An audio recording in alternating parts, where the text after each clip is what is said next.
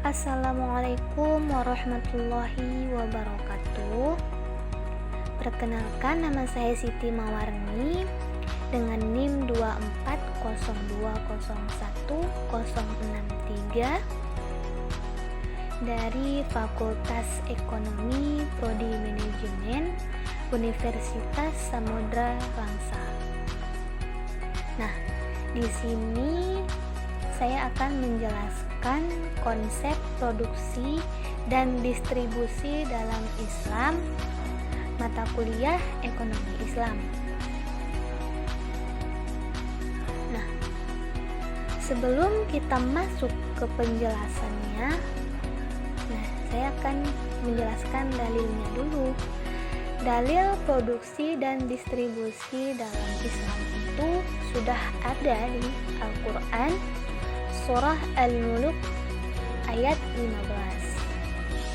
Nah, di sini ada nih artinya ya tentang produksi. Yang kedua, Surah Al-Hajj ayat 7 ya. Di sini juga ada artinya tentang distribusi ya, teman-teman.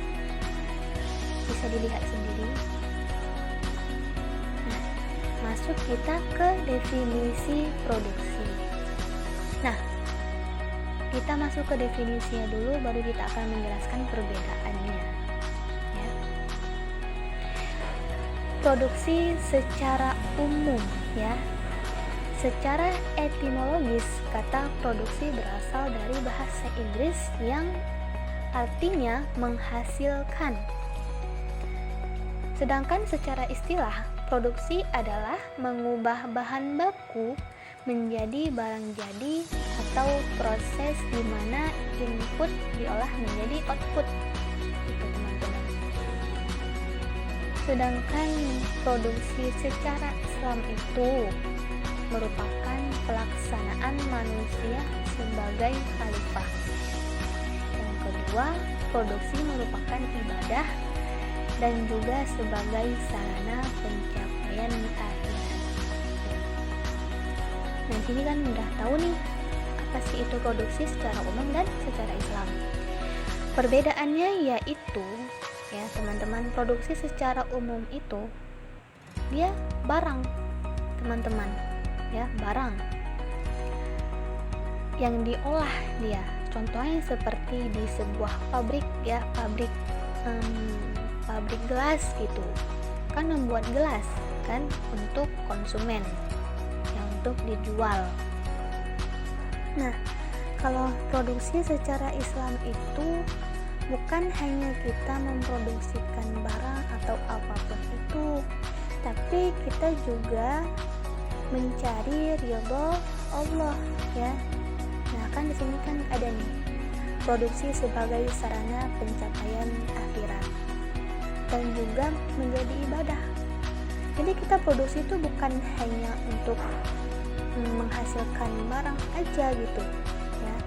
Kita juga niatkan diri kita untuk ibadah, untuk akhirat ya, teman-teman. Nah, di sini kita masuk prinsip-prinsip produksi yang dikemukakan oleh Muhammad Al-Mubarak. Siapa sih itu Muhammad Al-Mubarak? Nah, beliau adalah seorang ulama dan mursyid yang berasal dari Aljazair. Nah, di sini yang pertama, dilarang memproduksi dan memperdagangkan komoditas yang tercela karena bertentangan dengan syariah ya.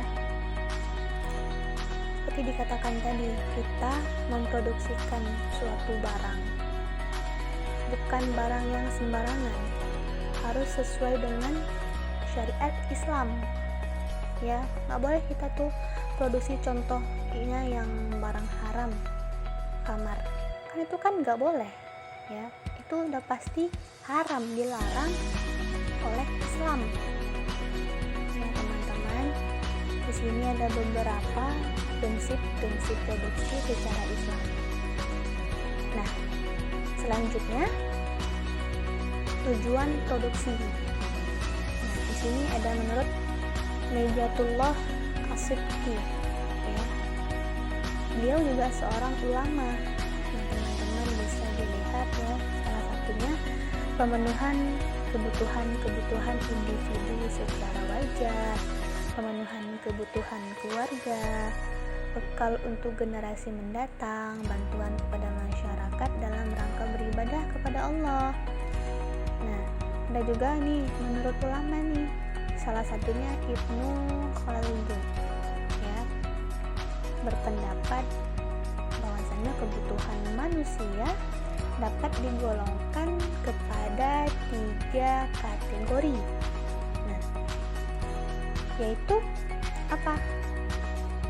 Daruriyat, hajiyat, tahsiniyat. Nah, buat yang belum tahu daruriyat, sini saya akan beritahu sedikit ya. Daruriyat itu seperti contohnya kita menjaga jiwa kita, menjaga agama kita, menjaga akal dan keturunan, serta menjaga harta kita.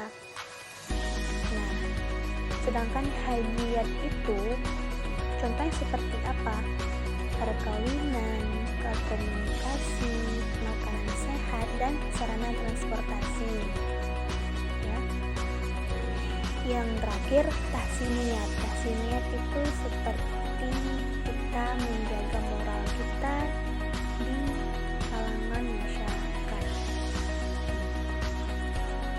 Nah, masuk kita ke etika dalam produksi. Ketika kita memproduksikan suatu barang, menghasilkan suatu barang ataupun berdagang, kita juga harus punya etika yang harus kita jaga. Seperti contohnya peringatan Allah akan kekayaan alam, berproduksi dalam lingkaran yang halal. Nah, seperti saya katakan sebelumnya, bahwasanya kita nggak boleh sembarangan menjual suatu barang, nggak boleh, ataupun menghasilkan suatu barang, nggak boleh, harus dengan yang halal, yang sesuai dengan syariat Islam ya teman-teman. Nah, di sini ada contohnya seperti khalifah di muka bumi tidak hanya berdasarkan pada aktivitas menghasilkan daya guna suatu barang saja, melainkan bekerja dilakukan dengan motif untuk mencari ridho Allah ya.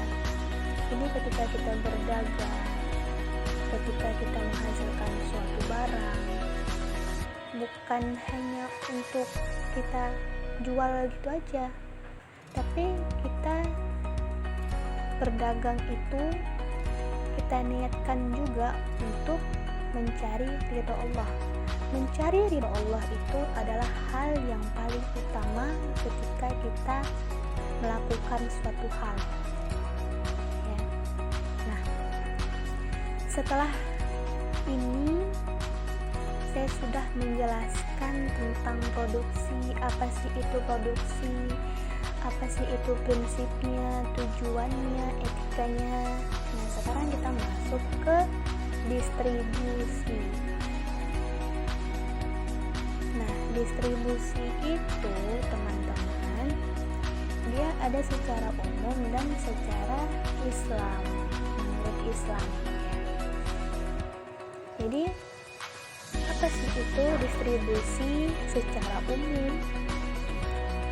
Distribusi secara umum yaitu kegiatan menyalurkan barang atau jasa dari produsen ke konsumen ya teman-teman. Sedangkan distribusi dalam Islam merupakan kegiatan pembagian dan peningkatan kekayaan agar dapat merata dan tidak hanya dimiliki oleh golongan tertentu. Contohnya seperti apa? Ketika kita memberikan zakat, wakaf, hak waris, memberikan infak ke masjid, ataupun kita bersedekah. Jadi kita tahu kan perbedaannya apa? Kalau distribusi secara umum itu seperti apa ketika kita menyalurkan barang gitu. Contohnya di suatu pabrik itu kan ada bagian-bagiannya, ada yang bagian membuat, ada yang bagian menyalurkan.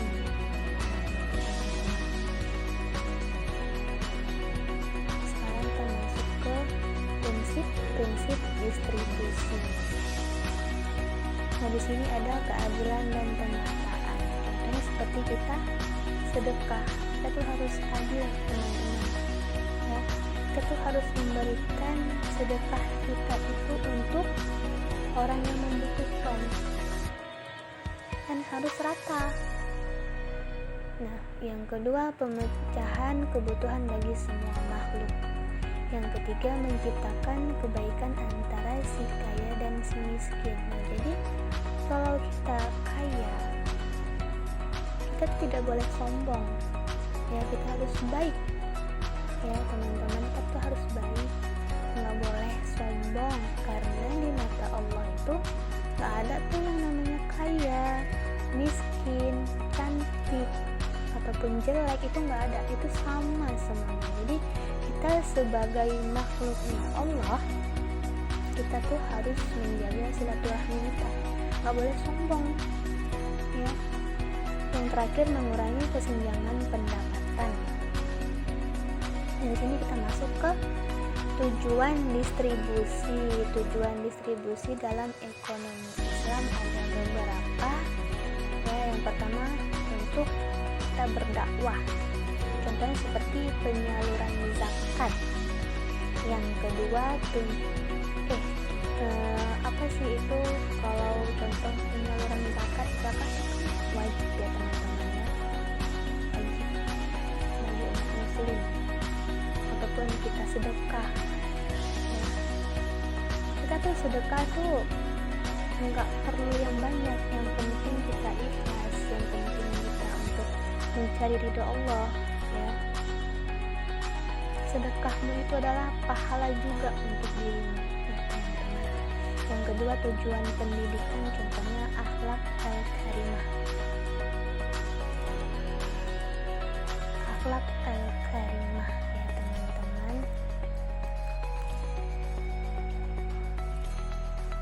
Contohnya seperti apa?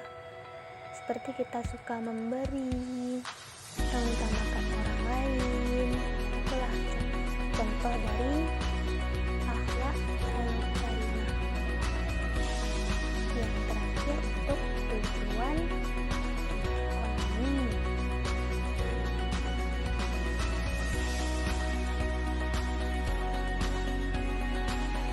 Tujuan ekonomi ada pengembangan harta dan pembersihan harta.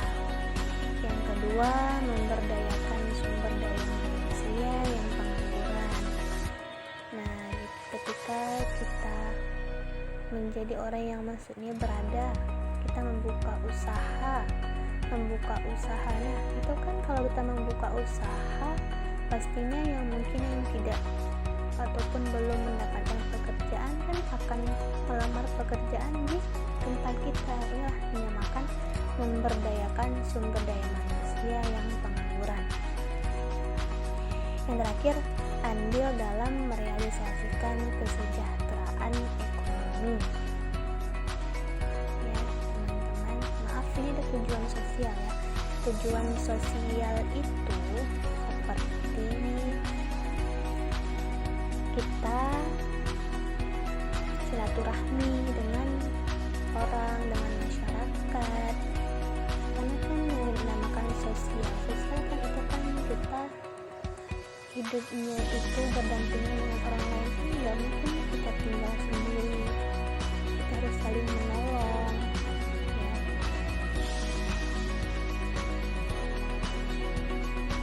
Nah, di sini tadi kan etika dalam produksi.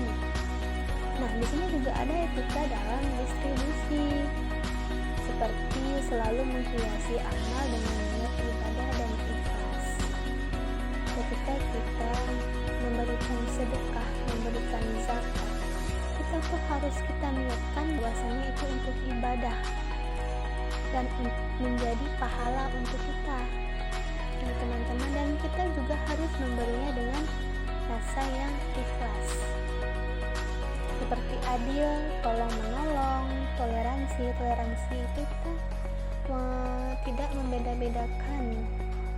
Ada yang Kristen, ada yang Buddha, ada yang Hindu. Kita harus saling menghormati agama lain. Kita nggak boleh mencela agama lain, itu nggak boleh. Tidak melakukan pameran barang yang menimbulkan persepsi. Yang terakhir, tidak pernah lalai ibadah karena kegiatan distribusi. Nah, teman-teman, kalaupun kita dalam menjalankan suatu barang ataupun kita sedekah, tapi kita juga nggak boleh lalai dengan ibadah kita seperti sholat, puasa, ya teman-teman. Kita sedekah tapi kita nggak menjalankan sholat, nggak menjalankan ibadah. Sholat itu kan tiang agama.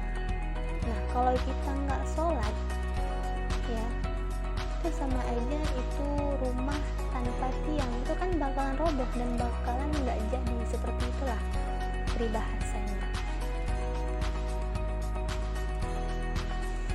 Nah, ini ada kesimpulannya, ya teman-teman.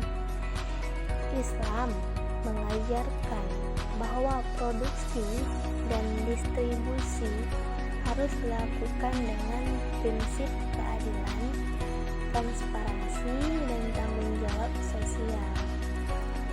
Setiap individu atau perusahaan yang terlibat dalam kegiatan ekonomi mempunyai kewajiban untuk menjaga etika, menghindari penipuan dan riba, serta memastikan bahwa hasil produksi dan distribusi bermanfaat bagi seluruh umat,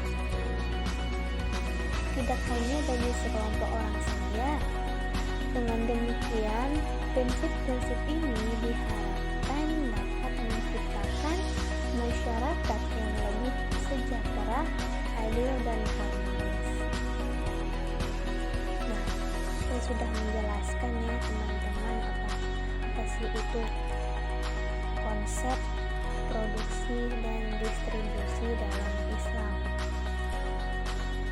Saya harap dengan penjelasan saya ini teman-teman semuanya dapat memahami apa sih itu produksi dan distribusi dalam Islam dan dapat dilakukan dalam kehidupan sehari-hari. Ya, dapat bermanfaatlah untuk kita ya teman-teman. Mohon maaf jika ada penjelasan yang kurang jelas ataupun teman-teman kurang paham dengan penjelasan yang saya berikan. Saya mohon maaf karena saya hanyalah manusia biasa yang tidak luput dari kesalahan. Sekian dari saya. Wabillahi taufiq wal